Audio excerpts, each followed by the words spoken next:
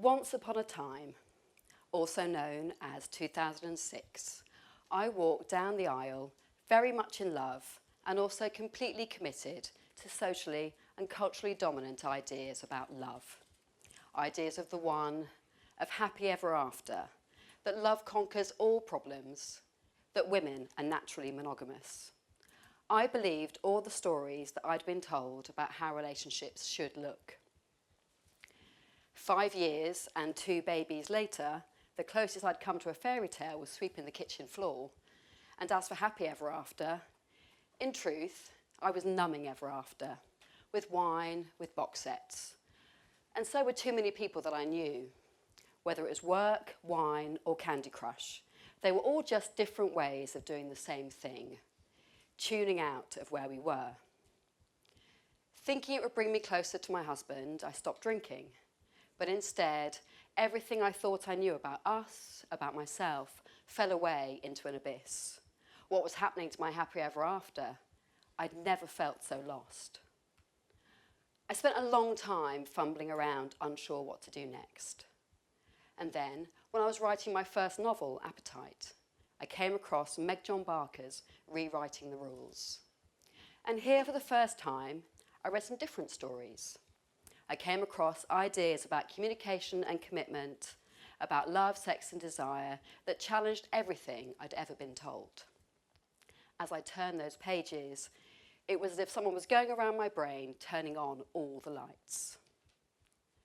So I sat down at the kitchen table with my husband of 7 years, took a deep breath, and said, something has to change.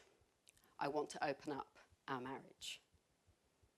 He said, I understand. He said, yes.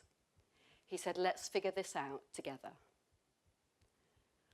All the stories tend to focus on how love feels, but at that moment, and over the next few years, I learned about what love does.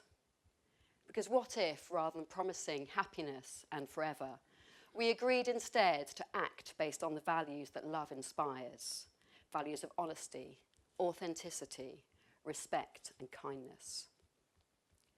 It was with that kind of love that Mark and I let each other go. 2.5 years after that kitchen table conversation, and only days after celebrating our 10th wedding anniversary, we agreed to end our marriage. We'd learnt a lot, but we'd also changed too much to stay together. I'm very aware of how lucky I am. There are women all over the world that don't have the same freedom I have to express their needs, their feelings. Every day, over 130 women are killed by a partner, ex-partner, or family member. The stories we are told about all relationships, but particularly about love, sex, and desire, aren't just unhelpful. They are, for too many women, deadly. When my marriage ended, rather than seeing it as failing at marriage, I try to see it as succeeding at change. Because change is growth, and people who are growing at whatever pace are people who are fully alive. If how you change leaves you within arm's reach of the people that you love, that's wonderful. But if it doesn't, then remember, it's the stories that are failing, not us, not you. Change isn't inherently good or bad. How we behave when change happens can be. We can't choose what we need, but we can choose what we do. Andrea Salzer and I created Alethea, a website and community that supports everyone in developing extraordinary conscious relationships, because we believe that now is the time to tell some different stories. Whether you're partnered or solo, monogamous or non, cohabiting lovers or friends, whether at school, at work, or at home, extraordinary conscious relationships are about treasuring the present. They're about the difficult but joy-giving work of acknowledging that all living and loving involves change.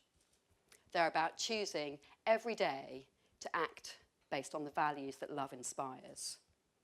A life lived based on honesty, authenticity, respect and kindness. Now that sounds like happy ever after to me. Thank you.